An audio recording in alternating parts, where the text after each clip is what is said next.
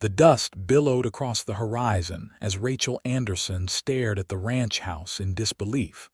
Her father's will clutched in her trembling hand. The Rocking a Ranch had been her home for all of her 22 years. But now, in the summer of 1879, it was suddenly hers alone, a daunting inheritance that came with more trouble than she'd anticipated. "Miss Anderson, you can't possibly think you can run this place by yourself," Mayor Wilkins said, his voice condescending as he stood on her porch uninvited. 3 other men from town flanked him, all wearing expressions that ranged from pity to poorly concealed greed. Rachel squared her shoulders, her auburn hair whipping around her face in the Texas wind. "This ranch has been in my family for 2 generations, Mayor. My father left it to me, fair and square." The mayor exchanged glances with the other men. "Now, Miss Anderson, a woman running a ranch isn't natural. Your father's passing was tragic, but perhaps selling to someone more capable would be wise." Rachel felt her blood boil. Just 3 weeks after burying her father, these vultures were already circling. "I grew up working this land alongside my father. I know every acre of the Rocking better than anyone. The law might have something to say about a single woman holding such valuable property," said Frank Porter, the banker, his thin lips pressed into a smirk. "There are questions about the legitimacy of the will." "Questions you've manufactured," Rachel shot back, gripping the porch railing. "My father's will is clear." As the men continued their barrage of reasons why she should sell, Rachel noticed a lone rider approaching from the distance. The figure on horseback drew closer, revealing a tall man with broad shoulders, his face shadowed by a worn Stetson. The stranger dismounted with easy grace, tying his horse to the hitching post before climbing the steps. His presence silenced the men momentarily. "Afternoon, madam," he said, removing his hat to reveal wavy dark blonde hair and piercing green eyes. "Ethan Calloway, couldn't help overhearing. Seems these gentlemen are giving you trouble." Mayor Wilkins puffed up. "This doesn't concern you, stranger." "Perhaps it should," Ethan replied, his voice quiet but carrying an undercurrent of steel. He turned to Rachel. "Miss, I worked for your father last spring. Good man, fair employer. I'd be willing to stand witness to your right to this property if need be." Rachel studied the cowboy, vaguely remembering him from the cattle drive the previous year. Her father had spoken highly of a hand named Calloway. "These men claim the will might not hold up in court," Rachel explained. Ethan's gaze hardened. "Is that so?" "Interesting, considering Judge Patterson already validated that document in Tascosa's courthouse last week. I was there delivering mail when it happened." The men shifted uncomfortably. Mayor Wilkins cleared his throat. "We're simply concerned for Miss Anderson's welfare." "Seems to me her welfare would be best served by respecting her father's wishes," Ethan replied. He turned to Rachel. "If you need any help around here, Miss Anderson, I'm looking for work. Just finished a job with the Thompson outfit." Before Rachel could respond, Frank Porter interjected. "The bank still holds notes on this property. Without proper management, foreclosure is inevitable." "I don't recall asking for your financial advice, Mr. Porter," Rachel said firmly. "Now, if you'll excuse me, I have a ranch to run." She turned to Ethan. "Mr. Calloway, I could use an experienced hand. Would you like to discuss terms?" The men reluctantly departed, muttering among themselves. Rachel knew this wouldn't be the end of it, but for now she'd held her ground. "Thank you for stepping in," she said once they were alone. "Just stating facts, Miss Anderson," Ethan replied, replacing his hat. "Your father was good to me when work was scarce. Least I could do." "Call me Rachel, please." She gestured toward the house. "Come inside. We should talk about what you'd be getting yourself into if you work here." As they entered the modest but well-kept ranch house, Rachel felt an unfamiliar flutter in her chest. Having this stranger's support shouldn't mean so much, but in that moment, it felt like everything. Inside, Rachel poured 2 cups of coffee while Ethan settled at the kitchen table. His presence filled the room in a way that made the house feel less empty than it had since her father's passing. "I won't sugarcoat it, Mr. Calloway. Ethan," he corrected with a small smile. "Ethan," she acknowledged. "The situation here is precarious. Father left some debts, and while the ranch is productive, those men weren't entirely wrong about the challenges ahead." Ethan nodded, wrapping his calloused hands around the mug. "Ranching's never easy, even less so when folks are working against you. Why help me? You barely know me." He considered her question, his green eyes thoughtful. "I've seen what happens when good land falls into greedy hands. Besides, I remember you from last spring. You worked alongside the men, didn't shy away from the hard tasks."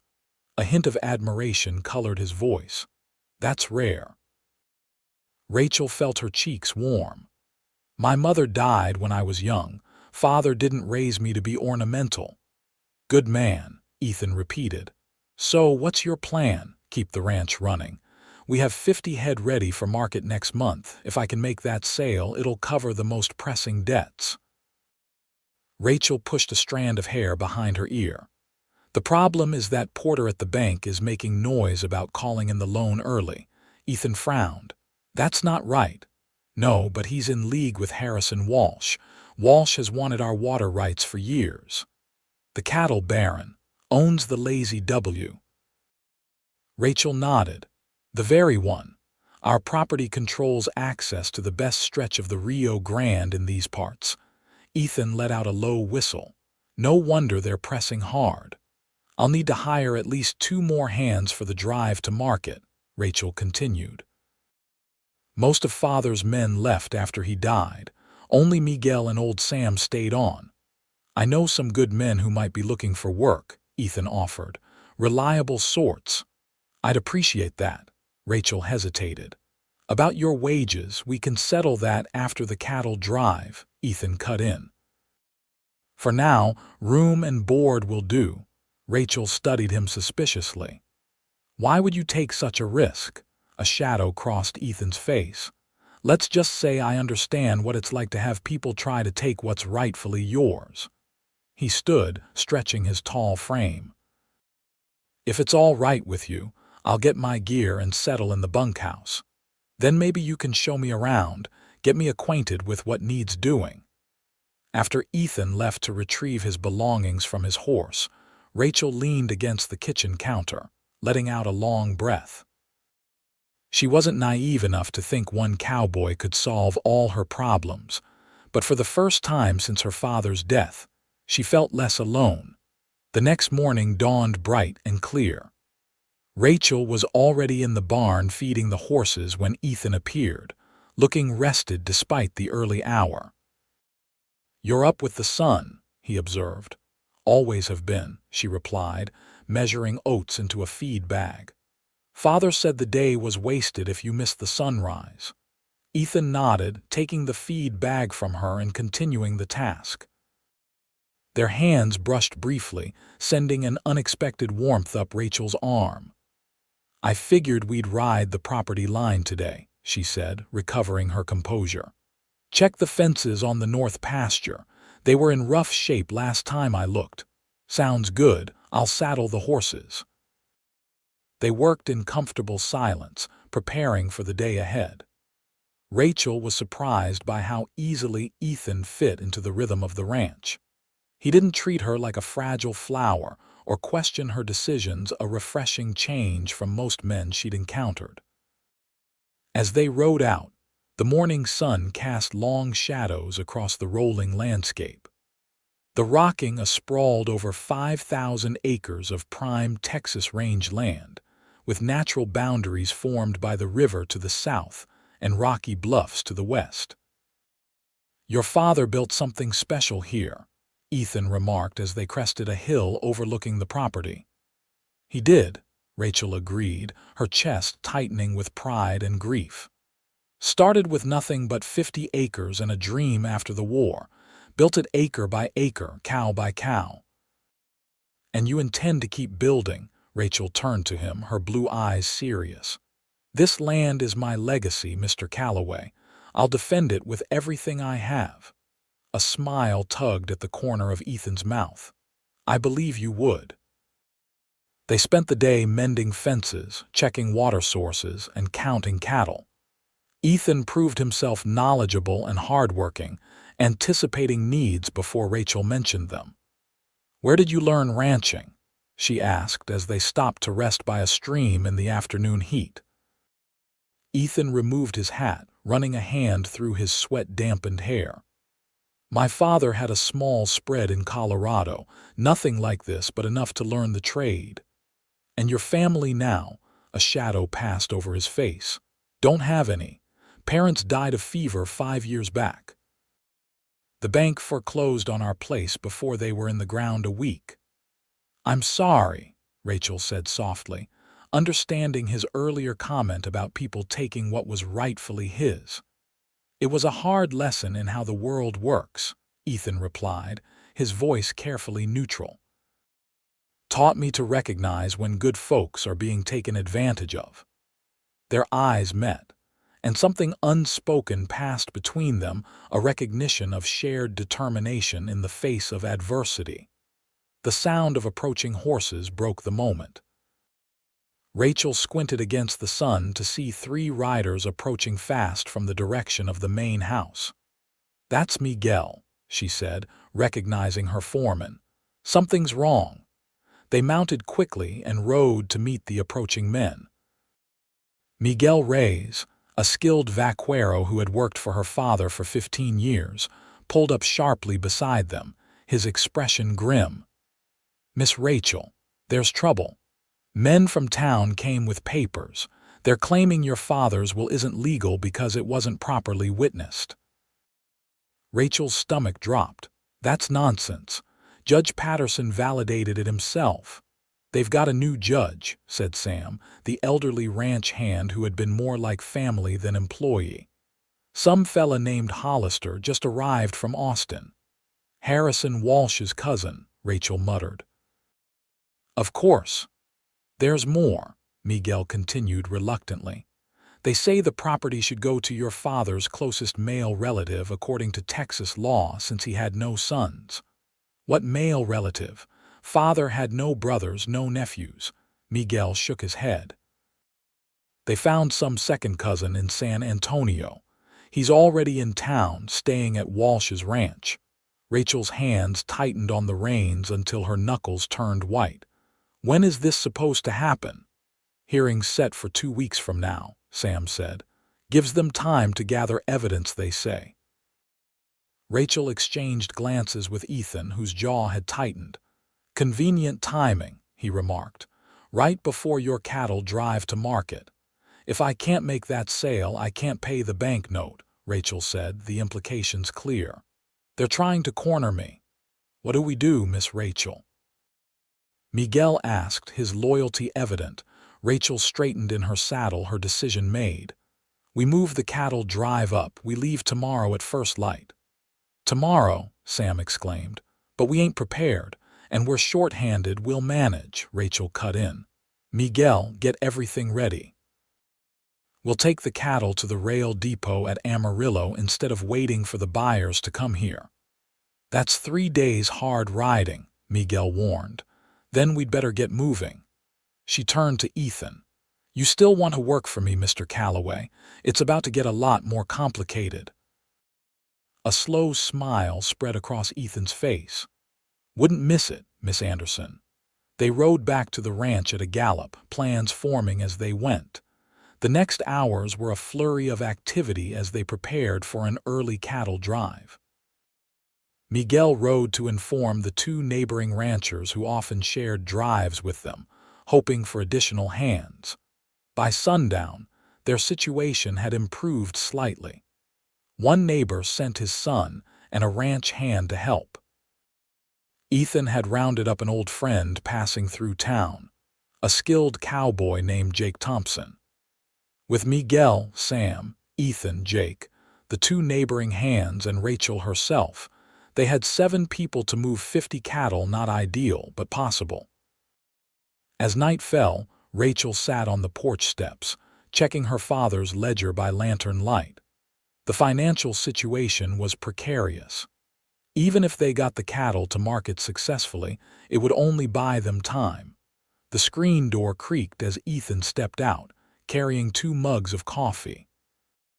He handed one to Rachel and settled beside her on the steps, their shoulders almost touching. "You should rest," he said. "Tomorrow will be a long day." "Too much to do," she replied, though she gratefully accepted the coffee. "Anything I can help with?"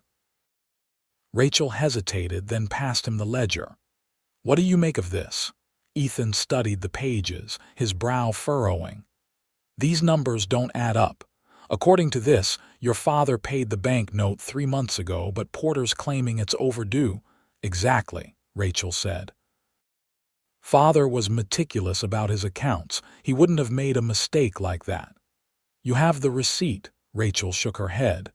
"I've searched everywhere. If he kept it, I can't find it." Ethan handed the ledger back, his expression thoughtful. "Porter's either lying or someone's been tampering with the bank records. Either way, without proof, I'm still in trouble." They sat in silence for a moment, the night sounds of the ranch surrounding them. "Why are you really helping me, Ethan?" Rachel finally asked. He stared into the darkness for a long moment before answering. "When I lost my family's ranch, no one stood up for us. Not one person. I watched everything my father built disappear because people were too afraid to challenge the bank." He turned to face her, his eyes intense in the lantern light. "I promised myself I'd never stand by and watch that happen to someone else." Rachel felt something shift between them, a deepening of trust, a recognition of shared values that transcended their brief acquaintance. "Thank you," she said simply. Ethan nodded, then stood. "Get some sleep, Rachel. I'll see you at first light." As he walked away toward the bunkhouse, Rachel remained on the steps, watching his retreating figure. For the first time in weeks, despite the mounting challenges, she felt a flicker of hope. The cattle drive began before dawn the next morning. The sky was still dark, stars fading as they gathered the herd and began moving them north. Rachel rode alongside Ethan at the front, setting a steady pace that would cover ground without exhausting the cattle. By midday, they had made good progress, the herd moving well despite the hastily organized drive. Rachel wiped sweat from her brow, scanning the horizon. The summer heat was intense, making the work even more grueling. "You ride better than most men I know," Ethan commented as they paused to water the herd at a small creek. Rachel smiled. "Father taught me early, said a rancher who can't ride might as well be a shopkeeper." Wise man. They continued until dusk, making camp in a sheltered valley. After the cattle settled, the small crew gathered around the campfire. Rachel joined them, accepting a plate of beans and salt pork from Miguel. "We made good time today," Jake said, stretching his long legs toward the fire. "Keep this pace. We'll reach Amarillo in 3 days, just as planned."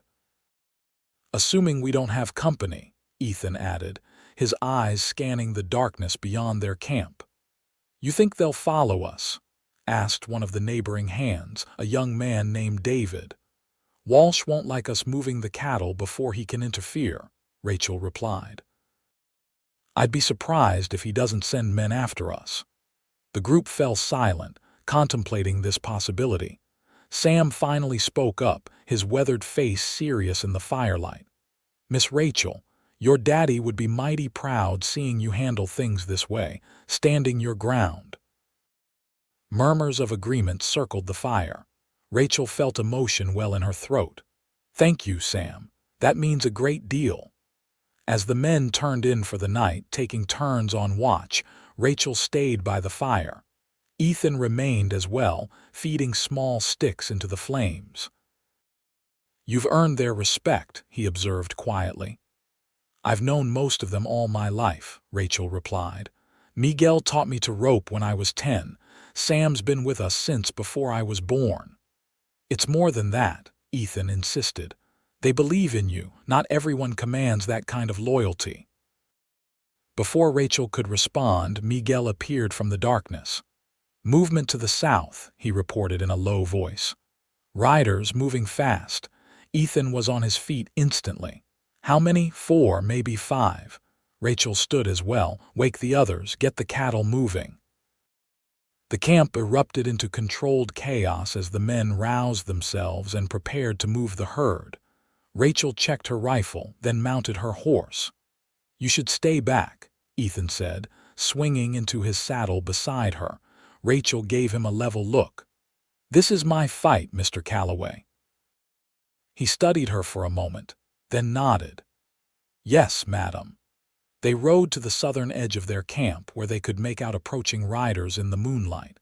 Rachel raised her rifle and fired once into the air, a warning shot. The riders slowed but continued approaching.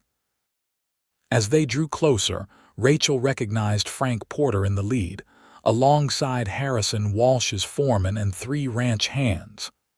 That's far enough, she called when they were within speaking distance. Porter reined in his horse. Miss Anderson, you're making a mistake.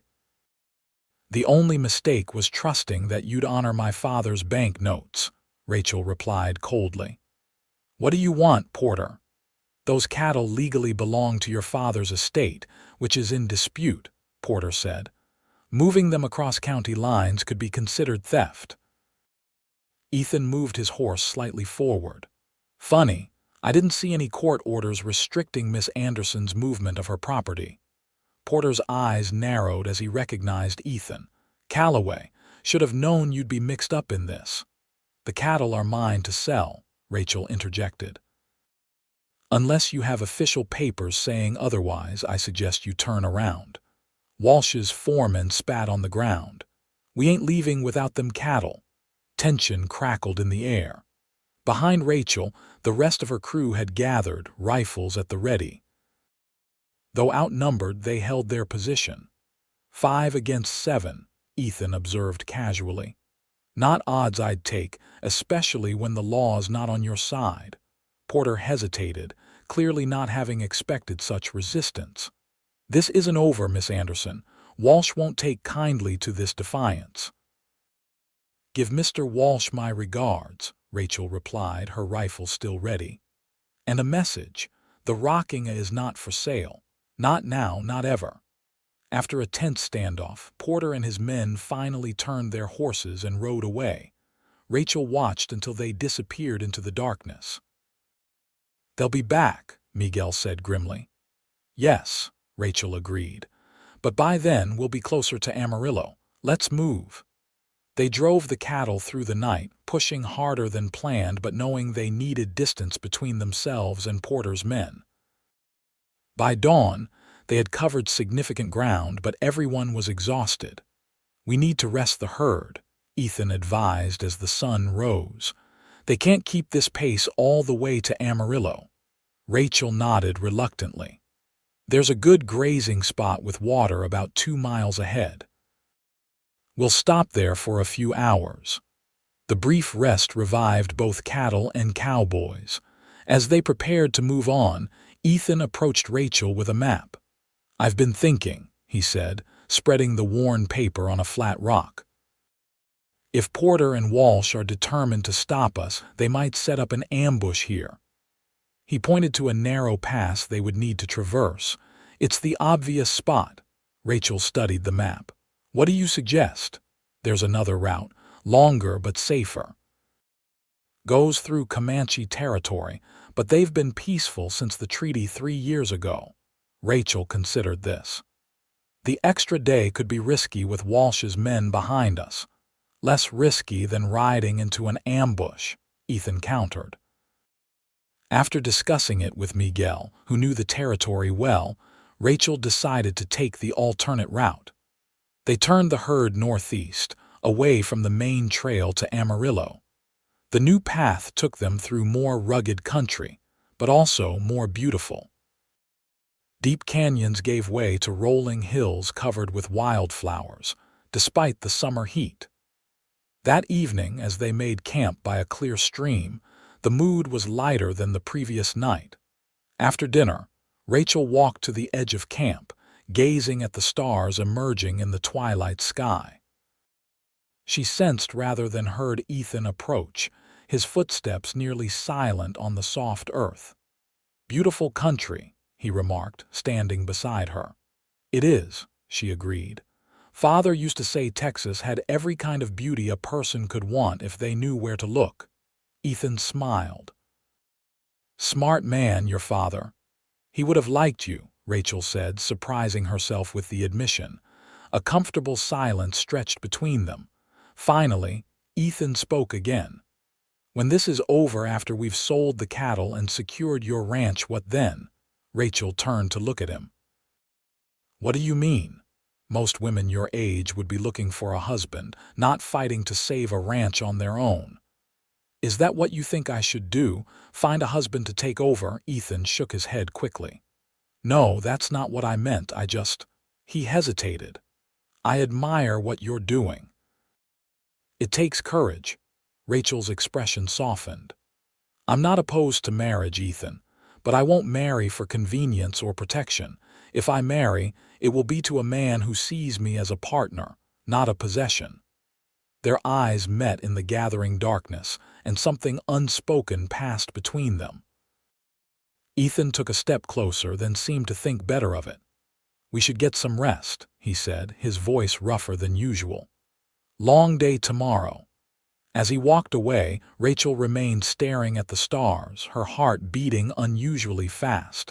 The next 2 days passed without incident. They made good progress through the alternate route, the cattle maintaining a steady pace. By the afternoon of the third day, they could see Amarillo in the distance. "We'll reach town by nightfall," Miguel observed as they paused to water the herd. "Good timing for the market tomorrow," Jake added. "Prices should be strong." Rachel nodded, feeling a weight lift from her shoulders. They had almost made it. As they prepared to make the final push to town, a rider appeared on the horizon, approaching fast. Everyone tensed, reaching for weapons, but as the rider drew closer, Rachel recognized the sheriff from Tascosa. "Sheriff Davis," she greeted cautiously as he pulled his horse up beside them. "What brings you all the way out here?" The sheriff removed his hat, wiping sweat from his brow. "Been tracking you for 2 days, Miss Anderson. Got important news." "What is it?" "Walsh and Porter have convinced Judge Hollister to issue an emergency injunction against you selling these cattle. They're claiming they belong to the estate until the will dispute is settled." Rachel felt her hopes crashing down. "They can't do that." "They did," the sheriff replied grimly. "But there's more. After they got the injunction, Porter admitted to the judge that your father had indeed paid his bank note, claims it was a clerical error." Rachel exchanged a glance with Ethan. "Why would he admit that now?" "Because," the sheriff continued, "they're using it to claim your father wasn't of sound mind when he made his will. They're saying he was confused about his finances, hallucinating that he'd paid debts he hadn't." "That's ridiculous," Rachel exclaimed. "My father was sharp as a tack until the day he died." "I know that, and you know that," Sheriff Davis said. "But Judge Hollister is giving their claims serious consideration. He's Walsh's cousin, after all." Ethan stepped forward. "So what happens now?" "The injunction prevents Miss Anderson from selling the cattle until after the hearing about the will." The sheriff looked uncomfortable. "I'm sorry, Rachel. I disagreed with the judge, but I'm obligated to enforce his orders."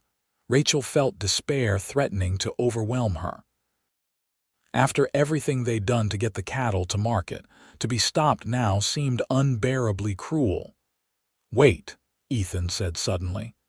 "The injunction specifically prevents Rachel from selling the cattle, correct?" The sheriff nodded. "That's right."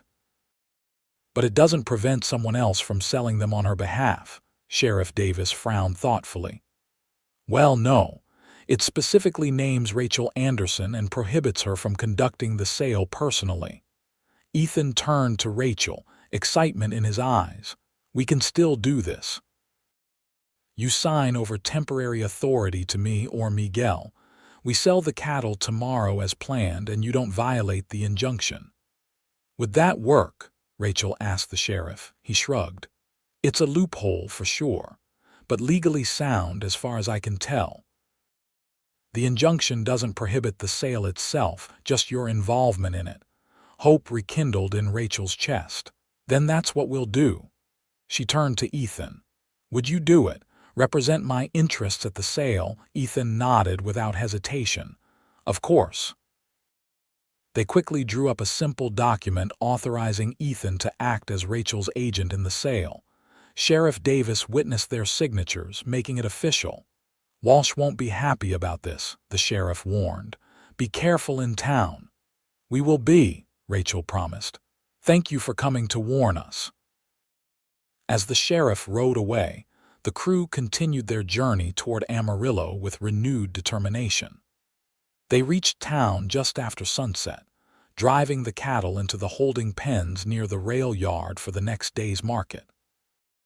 After ensuring the herd was settled, Rachel and her crew found rooms at a modest boarding house on the edge of town. Too tired for a proper meal, most of the men turned in early. Rachel, however, found sleep elusive despite her exhaustion.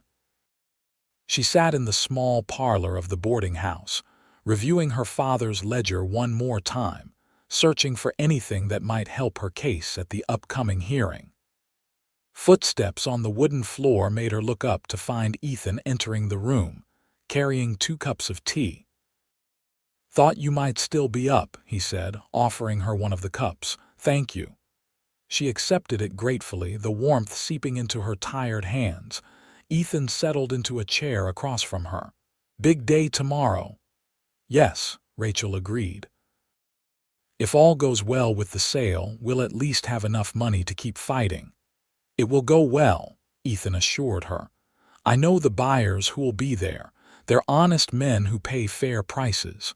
Rachel studied him over the rim of her cup. You've been a godsend, Ethan Calloway. I don't know how I'll ever repay you. A smile played at the corners of his mouth. No repayment necessary. Seeing Porter and Walsh thwarted his payment enough. There seems to be history between you and Porter, Rachel observed. More than you've mentioned. Ethan's expression darkened slightly. He was the banker who foreclosed on my family's ranch. Same tactics, called in loans early, claimed paperwork was missing. By the time I realized what was happening, it was too late. I'm sorry, Rachel said softly, reaching across to touch his hand briefly. That explains a lot about why you've been so determined to help me. At first, maybe, Ethan admitted. But now, he hesitated, his green eyes meeting hers. Now it's about more than settling old scores. The air between them seemed to thicken. Rachel felt her pulse quicken as Ethan leaned forward slightly.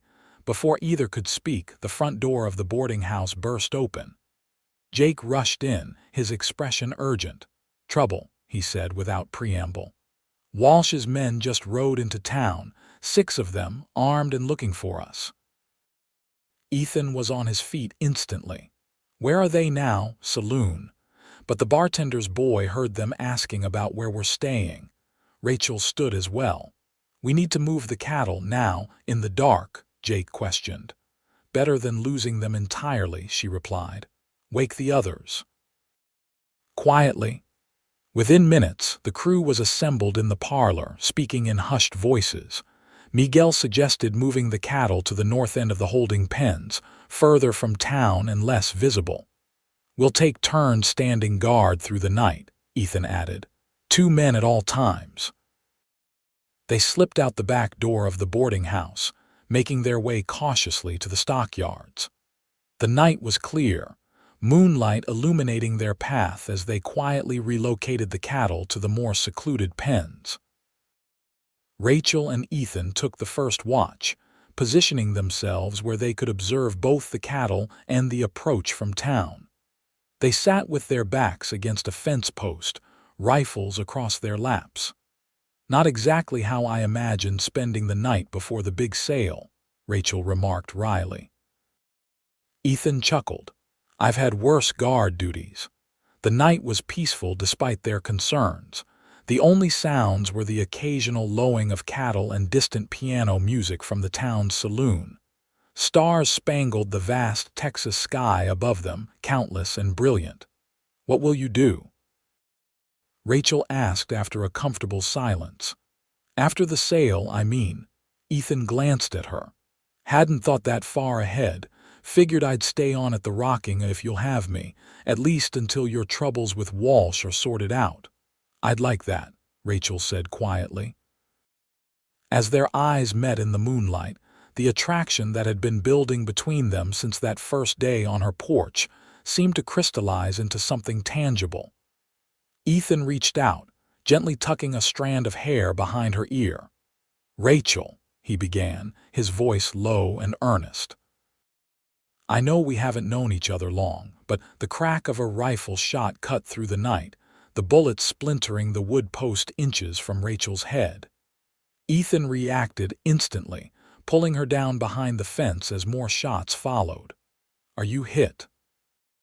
he asked urgently, scanning her for injuries. "No, I'm fine," she replied, heart pounding as she gripped her rifle. From their position, they could see shadowy figures moving toward them from the direction of town, at least 4 men, using the darkness for cover. "Jake, Miguel," Ethan called out, alerting the others who were sleeping nearby in a small shed. Within moments, their crew was returning fire, creating a defensive perimeter around the cattle. The attackers, realizing they'd lost the element of surprise, intensified their assault. "They're trying to scatter the herd," Miguel shouted as bullets struck near the cattle, causing the animals to move restlessly. Rachel fired at a shadow moving toward the gate of the pen, hearing a grunt of pain as her bullet found its mark. The figure retreated, but others continued pressing forward. The firefight continued for several tense minutes. Rachel reloaded her rifle, trying to remain calm despite the chaos. Beside her, Ethan was a steady presence, his aim deliberate and effective. Suddenly, additional gunfire erupted, but not aimed at them. The sheriff of Amarillo had arrived with deputies, attracted by the commotion. "Drop your weapons," the sheriff's voice boomed. "This is the law." The attacking men hesitated, caught between Rachel's crew and the law officers. After a moment, they turned and fled into the darkness.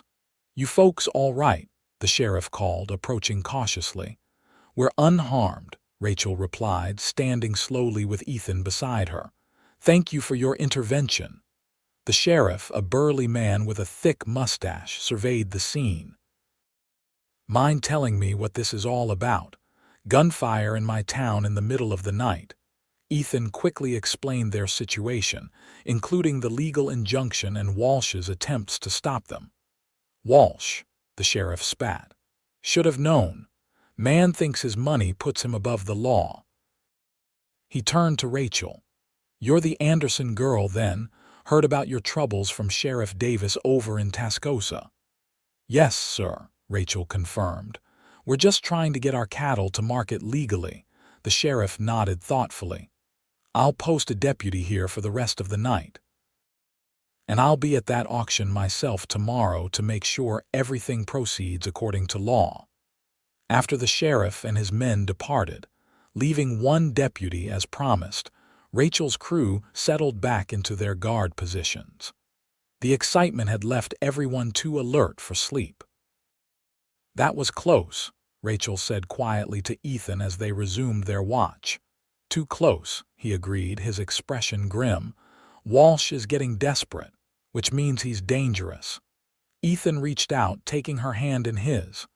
"We'll get through this, Rachel. Tomorrow we sell the cattle. Then we head back to Rocking and fight for what's yours." Rachel looked down at their entwined hands, then back up at Ethan's face, silvered by moonlight. "What's ours?" she corrected softly. His eyes widened slightly, and a slow smile spread across his face. "Is that an offer of partnership, Miss Anderson?" "Perhaps," she replied, a matching smile forming on her own lips. "Let's see how you handle tomorrow's sale first." Dawn arrived without further incident. As the first light broke over the horizon, cattle buyers began arriving at the stockyards. Rachel, honoring the injunction, remained at the boarding house while Ethan and Miguel represented her interests at the auction. The morning dragged on endlessly for Rachel as she waited for news. Finally, just after noon, Ethan burst into the parlor, his face alight with excitement. "We did it," he announced. "Got top dollar for every head." The buyers were impressed with the quality of the stock. Relief and joy washed over Rachel. "How much?" Ethan handed her a bank draft. "See for yourself." Rachel's eyes widened as she saw the amount, nearly twice what she had hoped for. "This is incredible. How did you manage it?" "The railroad's expanding west. Beef prices are up," Ethan explained. "And Miguel's quite the salesman when he wants to be." Rachel impulsively threw her arms around Ethan's neck. "Thank you," she whispered against his shoulder. His arms encircled her waist, holding her close. "You're welcome," he replied, his voice rough with emotion. When they separated, both slightly flushed, Ethan continued with his news. "There's more. While at the auction, I met a man named Howard Jenkins. He's a lawyer from Austin who specializes in land disputes. And he happened to be the clerk of court when your father's will was originally filed. He remembers it clearly because your father took extra precautions, knowing there might be challenges. The will was witnessed by 3 reputable businessmen and notarized properly." Hope surged in Rachel's chest. "Would he testify to that?" "Better," Ethan replied with a grin. "He has a copy of the original document in his files in Austin. He's writing to have it sent to Judge Patterson in Tascosa immediately." Rachel sank into a chair, overwhelmed by this turn of events. "That could change everything." "It will," Ethan assured her. "Jenkins also knew about your father's bank payment. Said Porter's been involved in similar clerical errors before. He's building a case against him." For the first time since her father's death, Rachel felt the full weight of her burdens begin to lift. With the cattle sold and evidence supporting her inheritance on the way, the path forward seemed clearer. They departed Amarillo that afternoon, heading back toward Tascosa and the Rockinga Ranch. The mood among the crew was celebratory despite their wariness about potential trouble from Walsh's men. As they made camp the first night on the return journey, Rachel pulled Ethan aside. "I want to discuss your future at the ranch," she said as they walked a short distance from the others. "Oh," Ethan replied, his expression carefully neutral. Rachel took a deep breath. "I'd like to offer you a permanent position as foreman." Ethan's eyebrows rose. "What about Miguel? He's getting older. He's mentioned wanting less responsibility, more time with his grandchildren in town." Rachel hesitated. "But there's something else I want to discuss." The firelight played across Ethan's features as he waited for her to continue. "These past days have been extraordinary, Ethan. I've come to rely on you, to trust you in ways I never expected." Rachel met his gaze steadily. "I'm not typically one to rush into things, but I feel there's something between us worth exploring." A slow smile spread across Ethan's face. "I've felt it too." "I'm not proposing marriage," Rachel clarified quickly. "Not yet, but perhaps a courtship, to see where this might lead." Ethan took a step closer, reaching out to take both her hands in his. "Rachel Anderson, nothing would make me happier." The journey back to the Rockinga was uneventful, though they maintained vigilance. Upon their return, Rachel immediately deposited the bank draft and began preparations for the upcoming hearing about her father's will. 3 days before the hearing, a courier arrived from Austin with the documentation lawyer Jenkins had promised certified copies of the original will, complete with witnesses' signatures and official seals. Additionally, the courier brought affidavits from 2 of the 3 witnesses, reaffirming the validity of the document. "This should put an end to their challenges," Rachel said as she and Ethan reviewed the papers at the kitchen table. "One would hope," Ethan replied. But men like Walsh don't give up easily. His prediction proved accurate. The evening before the hearing, Sheriff Davis rode out to the ranch with troubling news. "Walsh has brought in hired guns," he reported grimly. "At least 6 men staying at his ranch. Word is they're planning something for tomorrow." Rachel and Ethan exchanged concerned glances. "What kind of something?" Ethan asked. The sheriff shook his head. "Don't know exactly, but I'd suggest you come to town well armed and with friends." After the sheriff departed, Rachel gathered her ranch hands to explain the situation. Without hesitation, all volunteered to accompany her to town the next day. "We'll be ready for whatever Walsh has planned," Miguel assured her. That night, Rachel found sleep elusive. She sat on the porch swing, watching the moon rise over the distant hills. The sound of boots on the steps announced Ethan's arrival. "Couldn't sleep either?" he asked, settling beside her on the swing. "Too much on my mind," Rachel admitted. Ethan nodded in understanding. "Tomorrow will be decisive one way or another." "I'm not afraid of Walsh," Rachel said firmly, "or his hired guns. I'm afraid of losing this place, everything my father built." "You won't lose it," Ethan promised, taking her hand. "Whatever happens tomorrow, we face it together." Rachel turned to him, studying his face in the moonlight. Over the past weeks, this man had become essential to her in ways she hadn't thought possible. His strength, his integrity, his unwavering support all had created a foundation for feelings deeper than she had ever experienced. Without a word, she leaned forward and kissed him, a gentle touch that quickly deepened as Ethan responded. His hand came up to cup her cheek, his touch tender despite the calluses on his fingers. When they finally parted, both slightly breathless, Rachel rested her forehead against his. "I love you, Ethan Calloway," she whispered. "Whatever happens tomorrow, I wanted you to know that." Ethan's smile was radiant even in the dim light. "I love you too, Rachel. Have since that first day on your porch when you stood up to those men without flinching."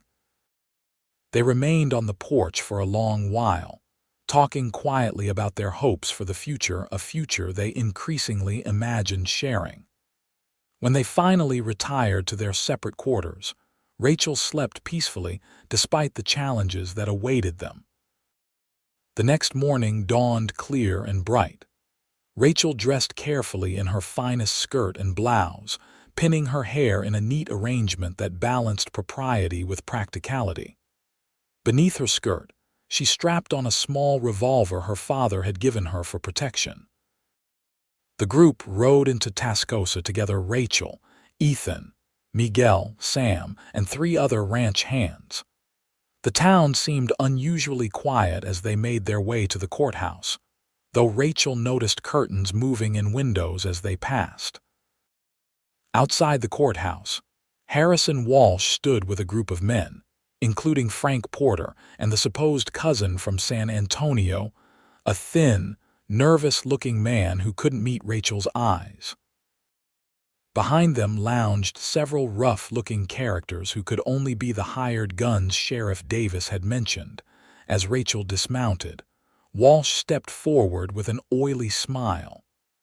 "Miss Anderson, I had hoped we might resolve this matter privately without the courts." "You've had weeks to approach me honorably, Mr. Walsh," Rachel replied coolly. "Instead, you've chosen intimidation and deceit. I see no reason to negotiate now." Walsh's smile hardened. A woman of your age and situation should consider her options carefully. Ranching is a difficult life, especially alone. She's not alone, Ethan said quietly, moving to stand beside Rachel. Walsh's eyes flickered to Ethan, then back to Rachel. I see. Well, we'll let the judge decide, shall we? Inside the courthouse, Judge Hollister presided from the bench, his resemblance to Walsh evident in their shared features. Rachel felt her heart sink at the sight, but straightened her shoulders resolutely. The proceedings began with Walsh's lawyer presenting their case, claiming the will was improperly executed, and that Rachel's father had shown signs of mental confusion in his final months. The supposed cousin testified that Rachel's father had promised him a share of the ranch during a visit years earlier. When it was Rachel's turn, she presented the certified copies from Austin, along with the affidavits from the witnesses. Judge Hollister examined them with evident displeasure, clearly having expected weaker evidence. Additionally, Your Honor, Rachel continued, I have bank records showing my father's loan was indeed paid in full 3 months before his death, contrary to Mr. Porter's initial claims.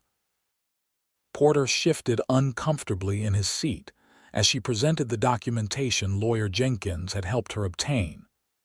And finally, she said, I call Ethan Calloway to testify regarding Mr. Porter's actions and the legitimacy of my father's will.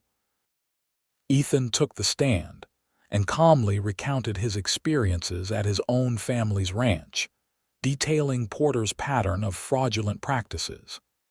He then explained how he had witnessed Judge Patterson validating Rachel's father's will in Tascosa's courthouse. The courtroom was silent as he spoke, his steady voice carrying conviction. Even Judge Hollister seemed affected by the testimony. When both sides had presented their cases, the judge called a recess to consider his ruling. Rachel, Ethan, and their supporters waited anxiously outside the courthouse, maintaining a wary distance from Walsh and his men. You did well in there, Ethan told Rachel quietly. Clear, confident. The judge may be Walsh's cousin, but he's still bound by law. I hope so, Rachel replied, watching Walsh in conversation with his hired guns across the street. They're planning something. I can feel it. Before Ethan could respond, Sheriff Davis approached them. Thought you should know I've deputized a few reliable men. They're positioned around town, keeping an eye out for trouble. Rachel thanked him gratefully. The sheriff had proven a valuable ally throughout their ordeal. When court reconvened an hour later, Judge Hollister's expression was grave. He cleared his throat several times before speaking. Having reviewed the evidence presented by both parties, I find the will of James Anderson to be valid and properly executed according to the laws of Texas. He paused, glancing briefly at his cousin before continuing. Furthermore, I find no credible evidence of mental infirmity or confusion on the part of the deceased. Therefore, I rule that Rachel Anderson is the rightful heir to the Rockinga Ranch and all associated properties. A murmur ran through the courtroom. Rachel felt a surge of elation, quickly tempered by wariness as she observed Walsh's darkening expression. Additionally, the judge continued, given the evidence presented regarding the banking practices of Mr. Porter, I am referring this matter to the Banking Commission for further investigation. Porter blanched, casting an accusing glance at Walsh before hurrying from the courtroom. Outside, Rachel's supporters congratulated her warmly. Even some townspeople who had previously kept their distance approached to offer good wishes. You did it, Ethan said, his pride evident as he stood beside her. We did it, Rachel corrected, squeezing his hand. Their celebration was short-lived. As they prepared to mount their horses for the ride home, Walsh and his hired guns blocked their path. This isn't over, Walsh snarled, his composed facade cracking. That ranch will be mine one way or another."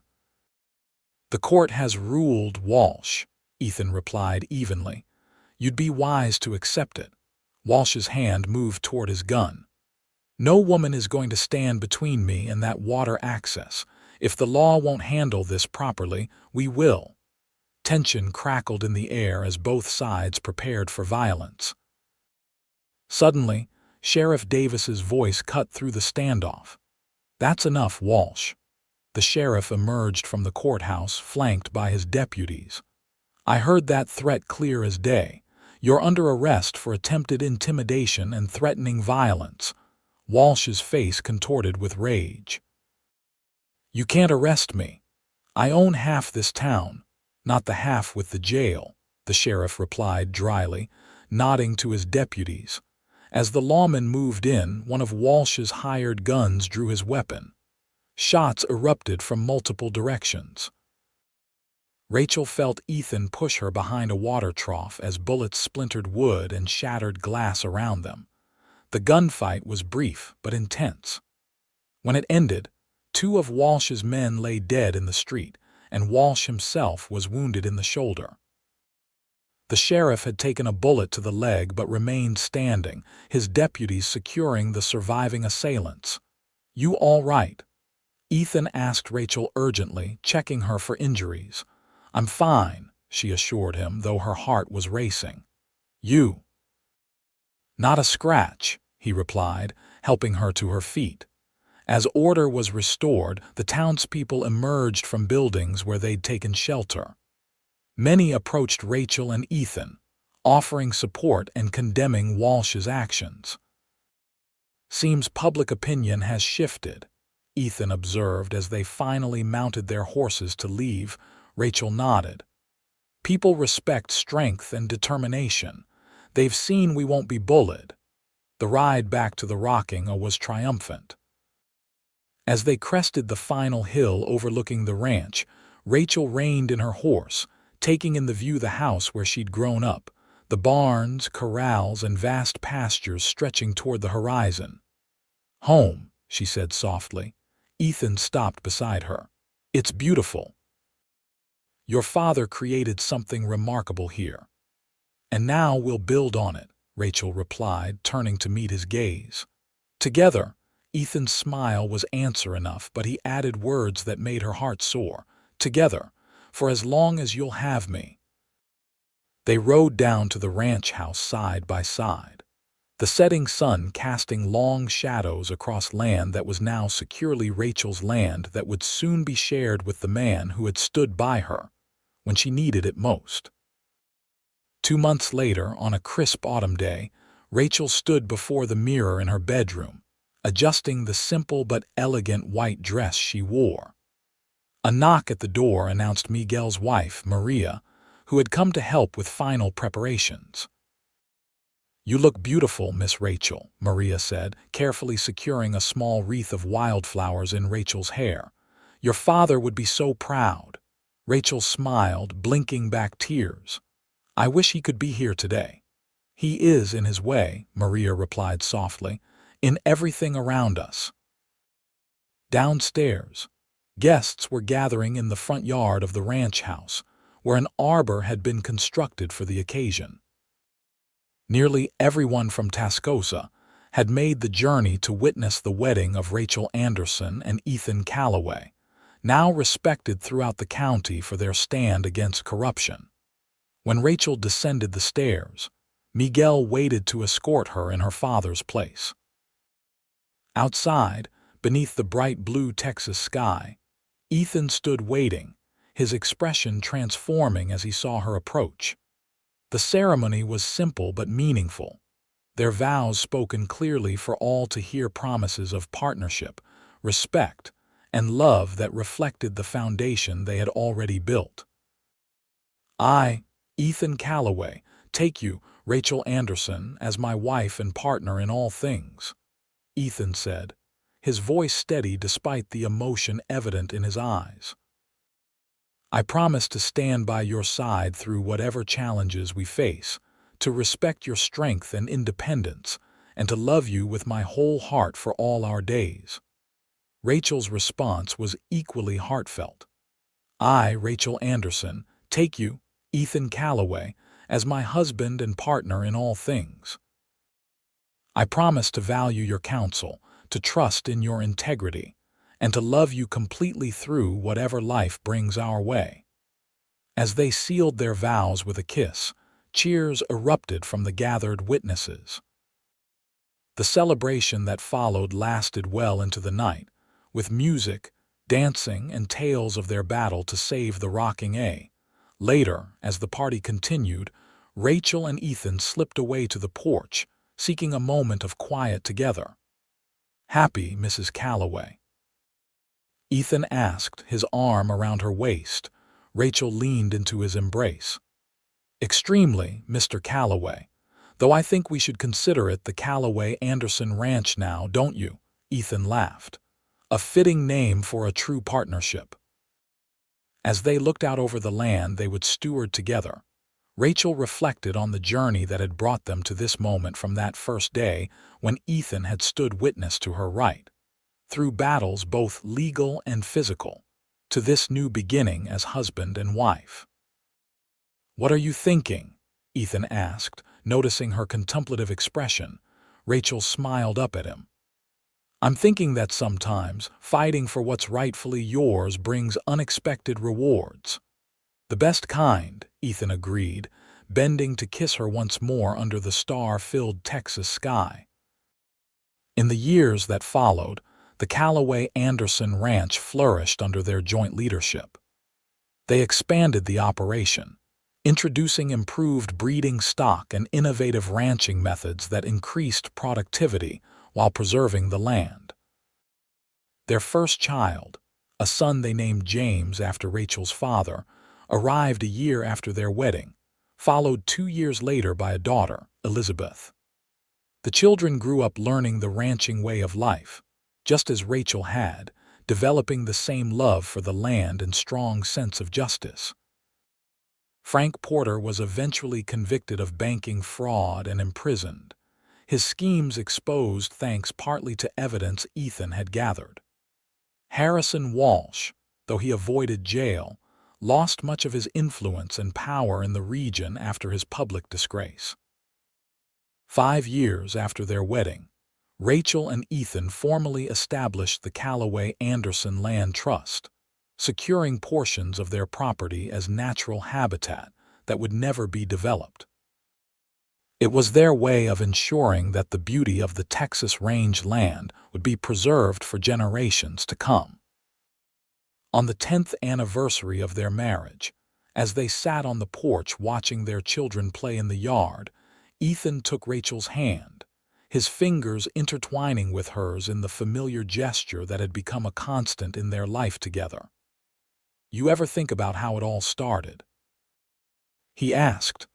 "That day I rode up and found those men trying to bully you off your own land," Rachel smiled, remembering. "I think about it often, how different my life would have been if you hadn't come along that day."